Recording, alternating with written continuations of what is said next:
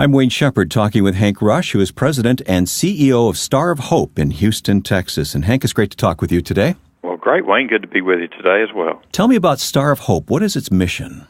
Star of Hope is an amazing organization here in Houston that serves the homeless in our city. It's been here 105 years. It is a Christ-centered ministry that works with the homeless in our city to help them, first of all, and hopefully most of all, to find a new relationship with Christ and to begin a new life with Him, as well as to put their lives back together and learn to live and be able to live and function independently once again as productive citizens in our community. Hank, how long have you been with Star of Hope, and what draws you to this ministry, you personally? Well, I've been with Star of Hope as its CEO for going on 4 years now, but I've known about it and been involved in it for 25 years. Over my years of professional life here in Houston, I was very familiar with it, worked on some committees back in the 1980s, when we started seeing so much more family homelessness in our city, and we were working on solutions for that. Star of Hope was front and center then, as it is now, and all of our homeless issues in our city. And so I've been familiar with it a long time and was very compelled when I got the call from the search firm that was working on replacing the CEO role due to a retirement here. Got that call about being considered for this position, and I was excited from the very beginning. You got the phone call, and it was God's call to you as well, wasn't it? It really was, because as a teenager, I'd felt called to ministry, and it ended up, through some interesting circumstances in my senior year of high school, ended up in an engineering program in college, and graduated with that, did great with it, went to work, kind of thinking all along I may go back to seminary someday, and never did do it. And so even though I served in my church homes over the years and was very active in church life as a deacon and serving the Lord that way, I had never really answered that call to ministry. So this call was a very eye-opening kind of an experience, and my wife and I both were very much humbled by it and took it as an opportunity to seriously pray about it and consider something like this. And a few months later, our board worked through the process and ended up offering us this role, which to us was an answer to a call. So that's how we got here, and we have loved every minute of it ever since. I work full-time in ministry. My wife is a volunteer and helps in many other ways. So it's a real great opportunity for us, and our family is involved. Our children are involved as well.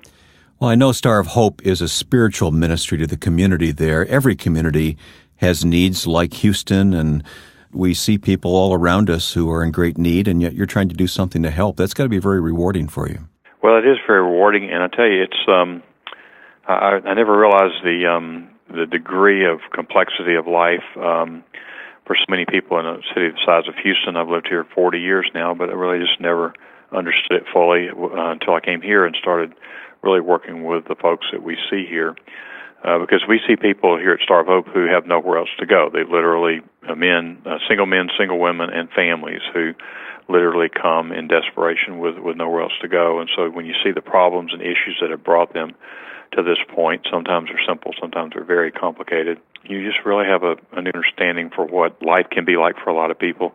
And from a faith standpoint, as we see people give their lives to the Lord again or for the first time, and we see how He forgives them and redeems them, and you see the incredible life change that happens to someone here. It's an incredible faith journey, even for those of us that work here as staff. I'm sure the needs are unending, and yet the financial resources, I'm sure, are difficult at times. But why have you decided to partner with DSA? And let's talk about the help that DSA provides to you. Okay, sure. Well, Star of Hope started partnering with DSA, I guess, over 20 years ago, way back when we were starting to, grow our major donor program and our direct mail program. Actually, back then it was probably the direct mail program that started it all. And so that has evolved over a 20-year period, 25-year period maybe now. Since I've joined, we've added a lot of other elements to it or continued to build on the web-based and technology-based elements and social media as well. And Doug Shaw continues to work with us on all those elements, with direct mail being our cornerstone fundraising tool that we have here.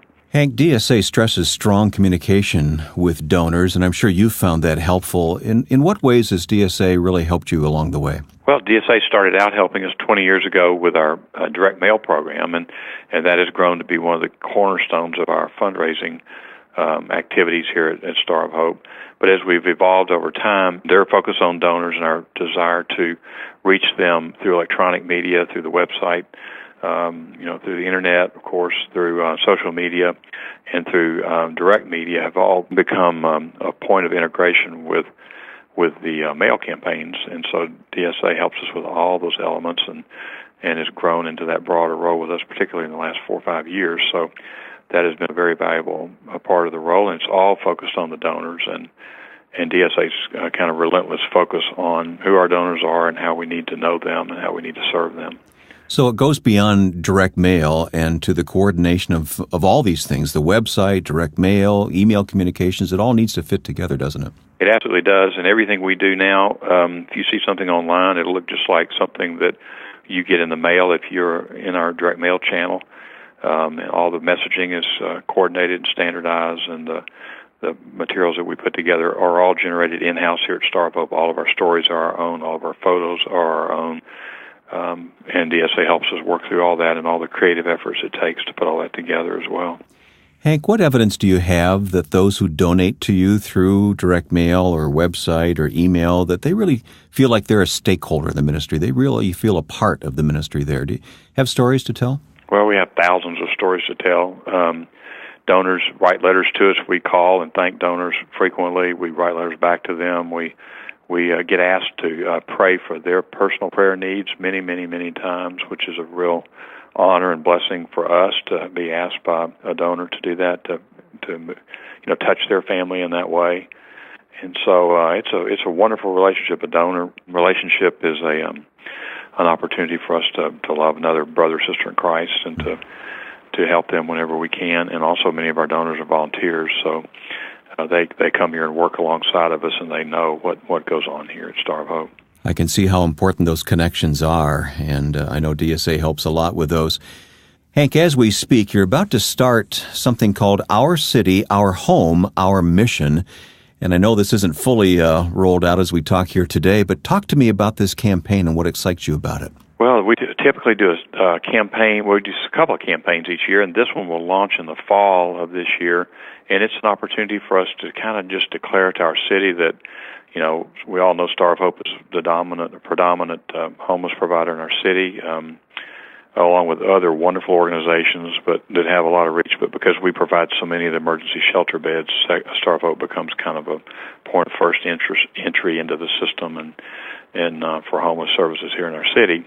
But, we look at our city and we look at our donors and we see how many interests people have in serving the poor around the country, around the world, and yet this is our city and it's our home and where we live, and Star of Hope is our mission. And really it's kind of a double play on words, because our mission is also and predominantly to serve the homeless of our city and help them back into new life and independent living once again.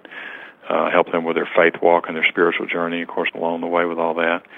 And so it's really kind of a thought that, we don't have to go halfway around the world to help somebody in need. We can do that very, very effectively here in our own city through the Star of Hope. What part did DSA play in crafting this campaign for you? DSA helped us pull all the elements together, and through their efforts and several of our staff members, I think the creative thought actually just kind of came together to call it this here a few months back, and it's really taken wings and become something we're all very excited about. Our City, Our Home, Our Mission. I like that a lot. I think that really communicates well.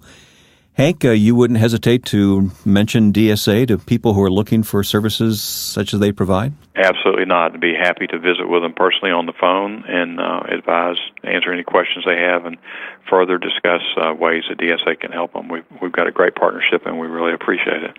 All right. Thank you very much for your time. Thank you, Wayne. Take care. That's Hank Rush, who's President and CEO of Star of Hope in Houston, Texas. And I'm Wayne Shepherd.